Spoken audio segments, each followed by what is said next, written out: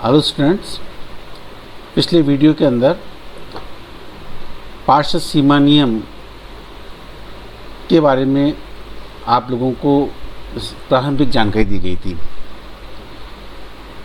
मैंने उसमें कहा था कि मैं पार्षद सीमा नियम को कुल 4 वीडियो के माध्यम से एक्सप्लेन करूंगा।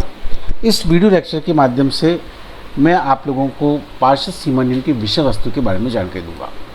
Contents of memorandum.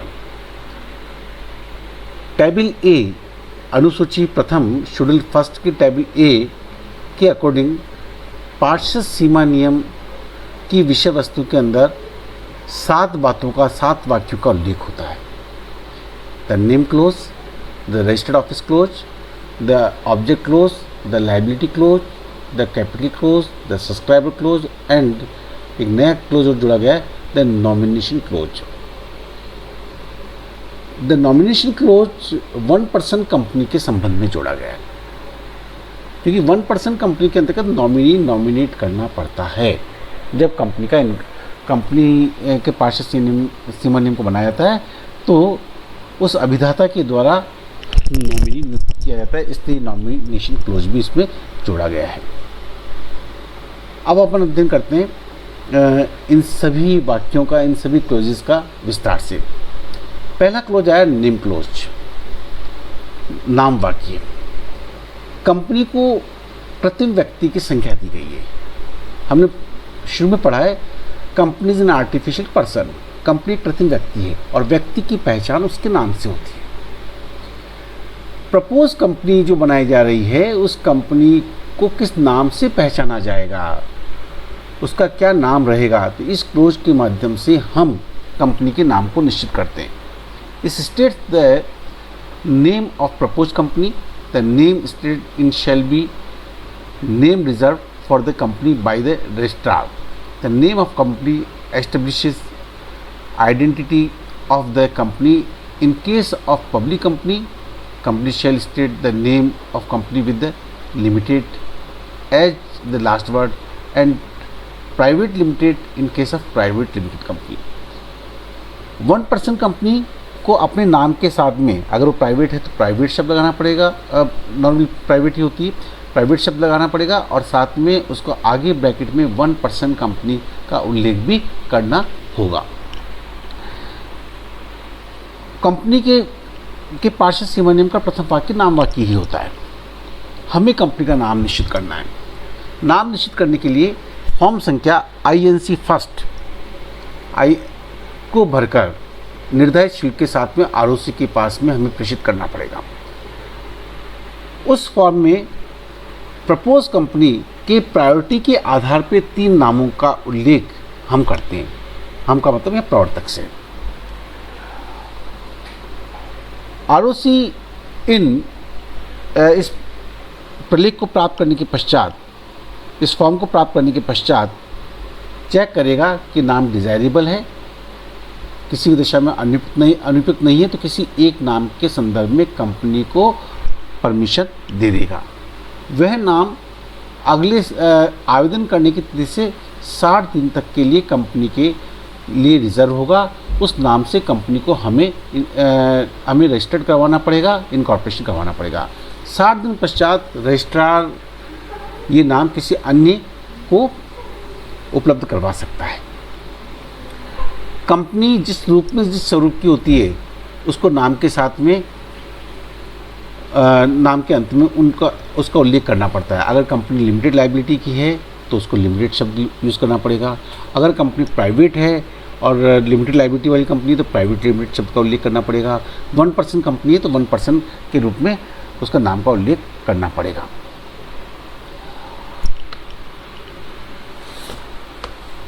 नाम के संबंध में कुछ महत्वपूर्ण बातें मैं आप लोगों को यहाँ पे एक्सप्लेन करना चाहता हूँ। यदि कोई कंपनी धर्मार्थ उद्देश्यों के लिए समावित की जाती है, मतलब नॉन प्रॉफिट मेकिंग कंपनी है जिसका उद्देश्य प्रॉफिट कमाना नहीं है और अंडर द सेक्शन 8 के तहत कंपनी रजिस्टर्ड की गई है, तो ऐसी कंपनी को अपने नाम के साथ में प्राइवेट लिमिटेड या लिमिटेड शब्द का उल्लेख करने की अनिवार्यता नहीं होती है। दूसरी बात यह है कि गलत नाम से कंपनी का इनकॉर्पोरेशन नहीं होना चाहिए।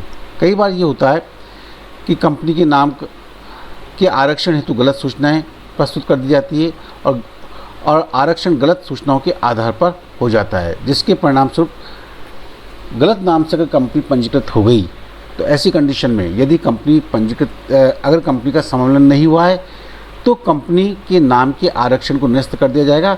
साथ ही आरक्षण हेतु आवेदनकर्ता पर 1 लाख रुपए तक की अर्थदंड की पेनल्टी इम्पोज की जा सकती है, क्योंकि उसने गलत इन्फॉर्मेशन देके नाम को आरक्षित करवाया है। यदि कंपनी का गलत सूचनाओं के आधार पर आरक्षित नाम से समावेशन हो गया है तो रजिस्ट्रार 3 महीने के भीतर नाम परिवर्तन के लिए कंपनी को निर्देशित कर सकता है, कंपनी के रजिस्टर से कंपनी का नाम हटा सकता है और कंपनी के समापन हेतु अनिवार्य समापन हेतु याचिका भी प्रस्तुत कर सकता है ट्रिब्यूनल के सम्मुख। नाम के चयन करते समय कुछ विशिष्ट बातों का ध्यान रखना जरूरी है। विद्यमान कंपनी के नाम से मिलता जुलता सदृश नाम नहीं होना चाहिए, समरूप नाम नहीं होना चाहिए। यदि कंपनी किसी अन्य विद्यमान कंपनी के नाम के समरूप है या जैसी है या उसके सदृश या मिलता जुलता है तो ऐसी कंडीशन में उस नाम के संदर्भ में आरओसी के द्वारा परमिशन नहीं दी जाएगी। एमसीए द्वारा अधिसूचित नियमों में स्पष्ट किया गया है कि कब कोई नाम समरूप या मिलता जुलता नहीं रहेगा। जिस संदर्भ में रूल्स एमसीए के द्वारा बनाए गए हैं, ये रूल्स हैं rule 8 of the companies incorporation rules 2014, इस संदर्भ में बनाया गया है। नाम का उपयोग करना अपराध नहीं बनता। यदि कंपनी का नाम कोई ऐसा नाम नहीं होना चाहिए कि उस नाम के उपयोग से देश के कानून के अधीन अपराध करने के समान है। मतलब हमारे कानून ने ऐसे नामों का प्रयोग करने पर रोक लगा रखी है, इस प्रकार के नामों का उल्लेख नहीं होना चाहिए। यदि उस नाम का उपयोग करने के संदर्भ में हमारे देश में एक चिन्ह एवं नाम दुरुपयोग अधिनियम 1950 बना गया है, उसकी धारा 3 के अंतर्गत कुछ चिन्हों को कुछ नाम के संदर्भ में प्रतिबंध लगा रखा है। उसके उन नामों का उल्लेख कंपनी के नाम के साथ में नहीं होना चाहिए, उन शब्दों का उल्लेख नाम के साथ में नहीं होना चाहिए।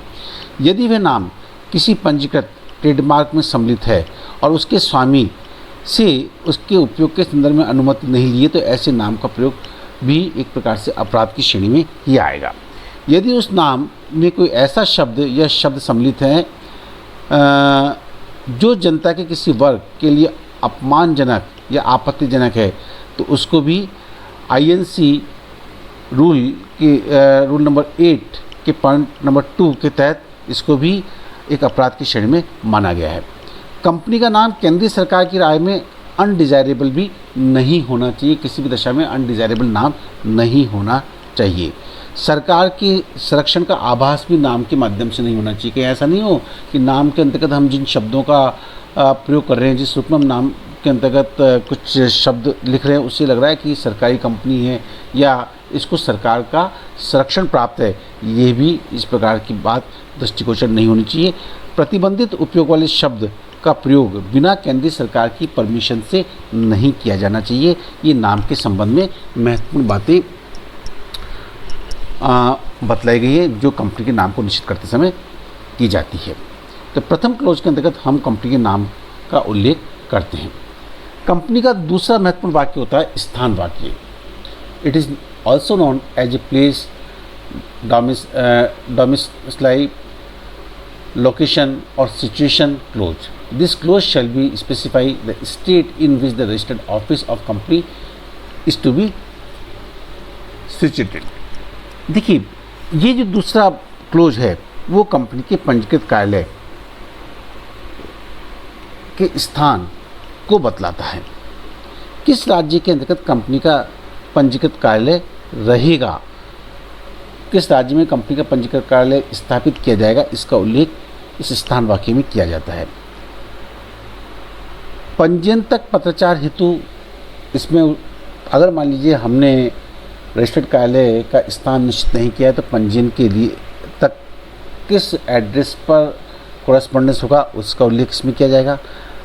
पंजीकृत कार्यालय एवं उसका प्रमाणन के संदर्भ में नियम दिया गया है कि प्रत्येक कंपनी को अपने समावेशन के 15वें दिन से ही एक पंजीकृत कार्यालय अनिवार्य रूप से रखना होगा। यह कार्यालय कंपनी को भेजे गए सभी प्रकार के संदेशों और नोटिसों को प्राप्त करने और उसकी प्राप्ति की रसीद देने में सक्षम माना जाएगा। प्रत्येक कंपनी को अपने इनकॉर्पोरेशन के 30 दिन के भीतर अपने पंजीकृत कार्यालय का प्रमाणन आरओसी के यहाँ से करवाना पड़ेगा। प्रमाणन उस रीति से किया जाएगा जो केंद्र सरकार के द्वारा इस संदर्भ में सेक्शन 12(2) के अधीन निर्धारित की गई है। एमसीए के द्वारा अधिसूचित नियमों के अनुसार पंजीकृत कार्यालय के प्रमाणन के संदर्भ में INC 22 में निर्धारित शुल्क के साथ में प्रस्तुत करना होगा आरओसी के समक्ष। इस प्रमाणन के लिए निम्नलिखित में से कोई भी एक प्रलेख संलग्न करना पड़ेगा।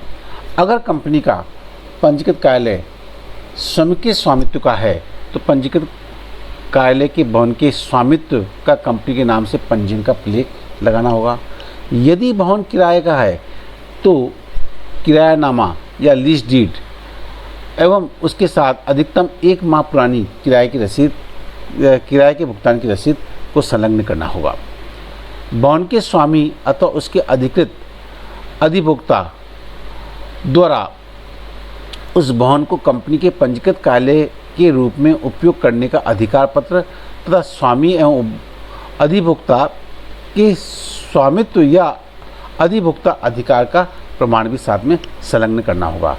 टेलीफोन, गैस, विद्युत जैसी किसी उपयोगी सेवा के साक्ष्य का प्रमाण जिसमें भवन के स्वामित्व एवं अधिभोक्ता के नाम एवं भवन के पते का उल्लेख हो, ऐसा प्रमाण 2 महीने से अधिक पुराना नहीं होना चाहिए, साथ में संलग्न किया जाएगा।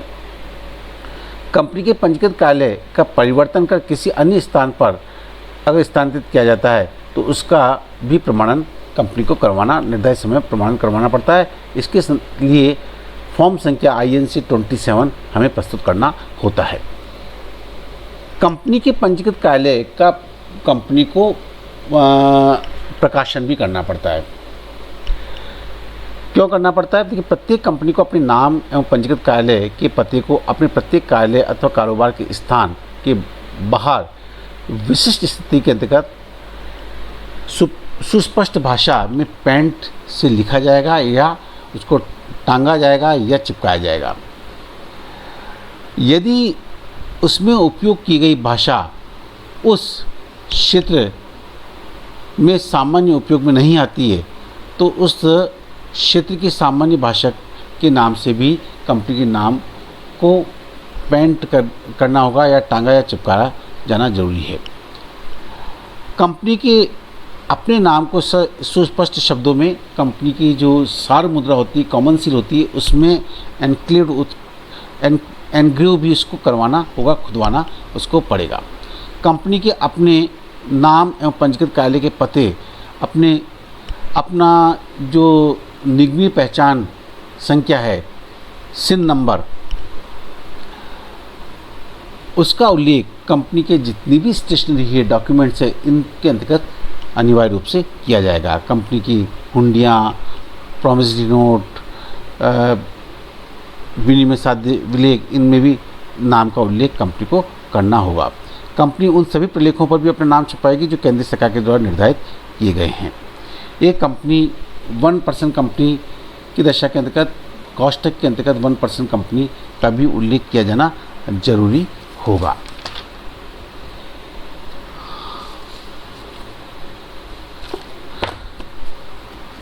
पंजीकृत कार्यालय की उपादेयता क्या है? Significance of place of registered office. देखिए, इसकी उपादेयता है कि इसके आधार पर कंपनी के निवास स्थान का निर्धारण होता है कि कंपनी विदेशी कंपनी है या हमारे देश की कंपनी है। ये स्थान कानूनी रूप से कंपनी को प्रेषित सभी संदेशों, नोटिस को विधिवत रूप से प्राप्त करने और उनकी रसीद प्रदान करने के लिए अधिकृत स्थान माना जाता है। यह कंपनी का स्थान कंपनी के रजिस्ट्रार के क्षेत्राधिकार को निर्धारित करता है कि जिसको हम CRC के रूप में भी पुकारते हैं। रजिस्ट्रार के क्षेत्राधिकार इस रजिस्टर्ड कार्यालय के स्थान के आधार पर निश्चित होता है। इस स्थान को कंपनी का वास्तविक व्यापारिक स्थान माना जाता है, जहां पर कोई भी व्यक्ति पत्र व्यवहार कंपनी के साथ में कर सकता है। कंपनी के रजिस्टर्ड कार्यालय के पते के आधार पर ही न्यायालय तथा पुलिस स्टेशन के क्षेत्र की सीमाएं निर्धारित की जाती है। इस पते के आधार पर ही कंपनी देशी है अथवा विदेशी, इसको निश्चित किया जाता है। सदस्यों और जनता के अवलोकन हेतु कंपनी के सदस्यों का रजिस्टर एवं आवश्यक सार्वजनिक प्लेक जो पब्लिक डॉक्यूमेंट्स कंपनी के हैं वो कंपनी के रजिस्टर्ड ऑफिस के अंदर ही रखे जाते हैं। वहीं से व्यक्ति इनको देख सकता है, प्राप्त कर सकता है आवश्यक स्वीकृति के पत्र की। ये था कंपनी का स्थान वाक्य।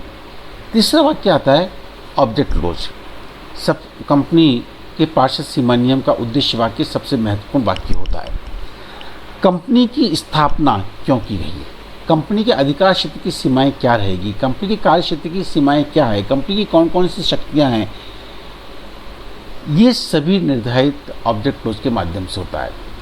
इन this object of the proposed company are set out according to the companies act 2013।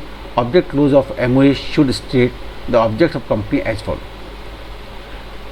2013 के कंपनी विधान के अनुसार ऑब्जेक्ट क्लोज को दो भागों के अंतर्गत विभक्त किया जाता है, दो भागों के अंतर्गत इसको लिखा जाता है। प्रथम पार्ट ए के अंतर्गत कंपनी के वे उद्देश्य जिनके लिए कंपनी समावित करना प्रस्तावित है। The object for which the company is propose to be incorporate. Company का सम्मिलन क्यों किया जा रहा है, क्यों कंपनी का सम्मिलन किया जाना प्रस्तावित है, किन उद्देश्यों की प्राप्ति के लिए सम्मिलन किया जाना प्रस्तावित है, उन उद्देश्यों का उल्लेख पार्ट ए के अंतर्गत किया जाएगा।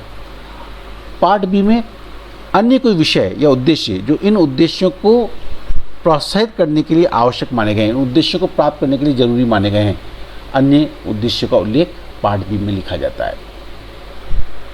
कोई भी कंपनी अपने सीमा नियम के उद्देश्य खंड में उल्लेखित उद्देश्यों को पूरा करने हेतु कोई भी आवश्यक कार्य कर सकती है। उद्देश्य खंड उद्देश्य वाक्य के बाहर जाकर किया गया प्रत्येक कार्य कंपनी के अधिकारों के बाहर का कार्य माना जाता है और अधिकारों के बाहर का कार्य व्यर्थ होता है, शून्य होता है, जिसके बारे में हम अगले अलग से एक वीडियो लेक्चर के माध्यम से आप लोगों को समझाएंगे। ऑब्जेक्ट्स को बनाने के संदर्भ में कुछ बातों को ध्यान में रखना जरूरी होता है। जब ऑब्जेक्ट लिखे जाते हैं तो उसको लिखते समय कुछ सावधानियों को बरतना जरूरी होता है। कंपनी के उद्देश्य किसी भी दशा में अवैधानिक और अनैतिक नहीं होनी चाहिए। कंपनी के उद्देश्य कंपनी के अधिनियम के विरुद्ध नहीं होने चाहिए, क्योंकि कंपनी अधिनियम के अधीन ही कंपनी इनकॉर्पोरेट की जाती है। कंपनी अधिनियम के अधीन ही कंपनी को पार्षद सीमा नियम और अंतर्नियम तैयार करना पड़ता है। इसलिए किसी भी दशा में कंपनी अधिनियम के अधिकारों के बाहर के विरुद्ध ये नहीं होना चाहिए। कंपनी के उद्देश्य लोक नीति और सार्वजनिक हित के विपरीत भी नहीं होने चाहिए। कंपनी के उद्देश्य स्पष्ट होने चाहिए। कंपनी के उद्देश्य में कंपनी के अधिकार नहीं लिखे जाते हैं, अपितु कंपनी के उद्देश्यों का उल्लेख होता है। इसमें कुछ एक चुने हुए शब्दों एवं कानूनी भाषा का ही प्रयोग किया जाना चाहिए। अनावश्यक शब्दों का इसमें प्रयोग नहीं होना चाहिए और ऐसे शब्दों का प्रयोग इसमें नहीं होना चाहिए जिसके बहु अर्थ निकल सकते हों। अनेक अर्थ वाले शब्दों को इसमें नहीं लिखा जाना चाहिए, क्योंकि इससे इन फ्यूचर कन्फ्यूजन क्रिएट हो सकता है। कंपनी के उद्देश्य कंपनी अधिनियम की व्यवस्थाओं के अनुरूप ही होने चाहिए। उद्देश्य वाक्य में औचित्यता को बनाए रखना जरूरी है। साथ में उद्देश्य खंड पूर्ण और विस्तृत होना चाहिए, न बहुत अधिक कठोर और न ही बहुत अधिक लचर या अस्पष्टता इसके अंतर्गत होनी चाहिए। कंपनी के उद्देश्यों को सकारात्मक अथवा नकारात्मक दोनों ही रूप में लिखा जा सकता है। अब प्रश्न उठता है उद्देश्य वाक्य लिखने का महत्व क्या है। देखिए, कंपनी के उद्देश्यों का निर्धारण इसके माध्यम से होता है। Determination of object of the company, then determination of scope of the company, company के क्षेत्र का निर्धारण ये होता है। निवेशकों के हितों की सुरक्षा इसके माध्यम से होती है। मतलब जो हमने महत्व, जो उपादेयता हमने पार्षद सीमा नियम की पढ़ी, वही उपादेयता, वही सभी महत्व कंपनी के उद्देश्य वाक्य लिखने का होता है। इससे ऋणदाताओं के हितों को सुरक्षा प्राप्त होती है, आर्थिक केंद्रीकरण का रोग इसके माध्यम से लगता है। कंट्रोल ओवर द डायरेक्टर्स, संचालकों के ऊपर नियंत्रण उद्देश्य वाक्य के माध्यम से होता है, ताकि वो कोई ऐसा कार्य न कर लें जो उद्देश्य वाक्य में नहीं लिखा गया है। बाह्य पक्षकारों को रचनात्मक सूचना इसके माध्यम से प्राप्त होती है, और ये राष्ट्र हित का संरक्षण इसके माध्यम से हमें प्राप्त होता है। चौथा क्लोज होता है लायबिलिटी क्लोज। प्रस्तावित कंपनी में सदस्यों का दायित्व किस प्रकार का रहेगा? सीमित दायित्व रहेगा या असीमित रहेगा? इन सब बातों का उल्लेख लायबिलिटी क्लोज में किया जाता है।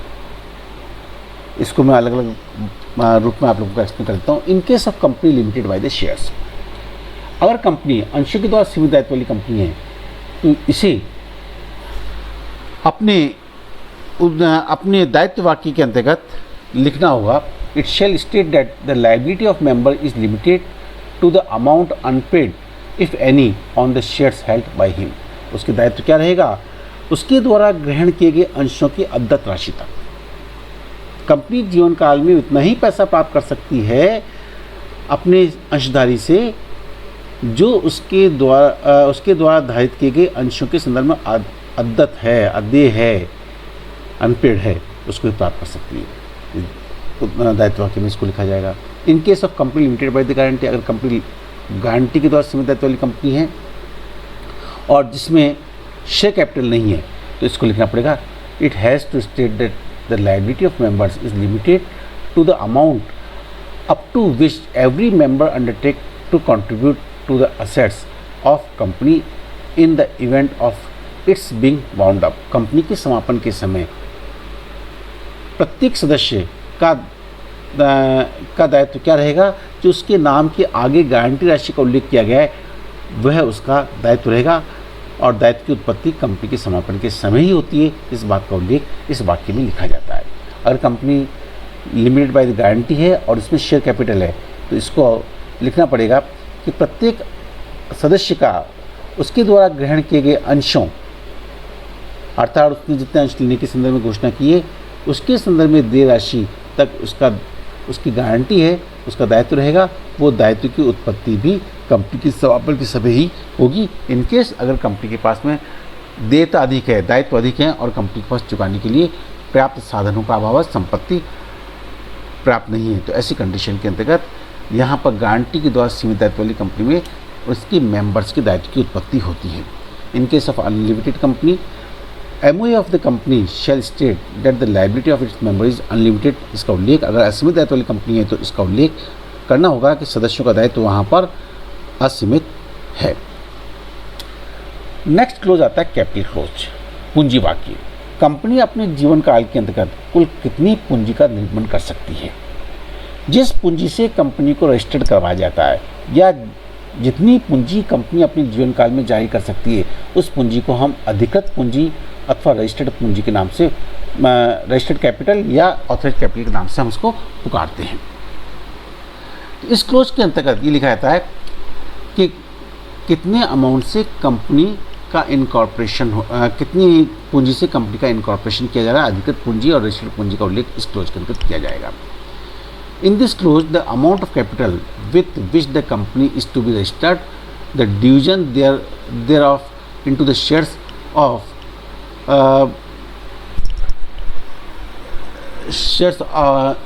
the proposed company amount shall be stated। कि ये जो पूंजी बताई गई है वो कितनी कितनी राशि के समान टुकड़ों के अंतर्गत विभक्त होगी, इसका उल्लेख भी इसमें किया जाता है। नेक्स्ट वाक्य आता है सब्सक्राइबर क्लोज, अभिदाता वाक्य। अभिदाता वाक्य क्या है? जब हम पार्षद सीमा नियम बना रहे तब तक कंपनी अस्तित्व में नहीं आई है, तो जो व्यक्ति मिलकर कंपनी की स्थापना करना चाहते हैं उनको हम सब्सक्राइबर के नाम से पुकारते हैं, अभिदाता के नाम से पुकारते हैं। इनको संयुक्त रूप से घोषणा करनी पड़ती है कि हम सभी अभिदाता ऊपर बतलाए गए उद्देश्यों के लिए कंपनी को स्थापित करने, कंपनी का निर्माण करने के इच्छुक हैं, और हम हमारे नाम के आगे लिखे गए अंशों की राशि को कंपनी की स्थापना के पश्चात अंशों की संख्या को कंपनी स्थापना के पश्चात ग्रहण करने के लिए तैयार हैं। अगर कंपनी पब्लिक कंपनी है तो कम से कम 7 अभिदाता होने चाहिए। अगर कंपनी प्राइवेट कंपनी है तो कम से कम 2 अभिदाता होने चाहिए। और कंपनी अगर 1% कंपनी है तो वहाँ पर केवल 1 अभिदाता की ही आवश्यकता होती है। ऐसी सभी अभिदाताओं के नाम, सरनेम, उनका पारिवारिक नाम, उनका पता, उनकी उम्र इत्यादि आवश्यक सभी सूचनाएं लिखी जाती है। उनके द्वारा कंपनी स्थापित होने के पश्चात कितने अंश ग्रहण किए जाएंगे उसकी संख्या का उल्लेख किया जाता है।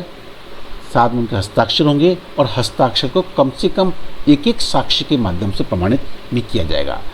किन्हीं कारणों से अभिदाता स्वयं हस्ताक्षर नहीं कर पाता तो वह जिस व्यक्ति को अपने हस्ताक्षर करने की पावर ऑफ अटॉर्नी देता है तो उस पावर ऑफ अटॉर्नी वाले व्यक्ति के हस्ताक्षर होंगे और पावर ऑफ अटॉर्नी का डॉक्यूमेंट भी साथ में संलग्न किया जाएगा सब्सक्राइबर क्लोज के अंतर्गत। देन उसके पश्चात एक नया क्लोज जोड़ा गया है, नॉमिनेशन क्लोज। नॉमिनेशन क्लोज केवल उस कंडीशन के अंतर्गत अगर कंपनी 1% कंपनी के रूप में स्थापित की जा रही है तो वहाँ पर उस एकल अभिदाता को किसी एक व्यक्ति को नॉमिनेट करना पड़ेगा तो नॉमिनेशन के नाम का उल्लेख किया जाएगा। नॉमिनेशन का न केवल नाम का उल्लेख किया जाएगा, सब कुछ विवरण का उल्लेख किया जाएगा, अपितु उसकी लिखित में सहमति भी इस संदर्भ में प्राप्त की जाएगी। इस क्लोज के अंतर्गत, नॉमिनेशन क्लोज के अंतर्गत नॉमिनी के नाम का उल्लेख होता है और उसकी लिखित सहमति इसमें साथ में संलग्न की जाती है। ये थी कंपनी के पार्षद सीमा नियम की विषय वस्तु। अब इसके पश्चात कंपनी के पार्षद सीमा नियम परिवर्तन किस प्रकार से होता है, डॉक्ट्रिन ऑफ अल्ट्रा वायरस क्या है, इन सब बातों का उल्लेख हम अगले वीडियो लेक्चर के माध्यम से आप लोगों को बतलाएंगे। धन्यवाद।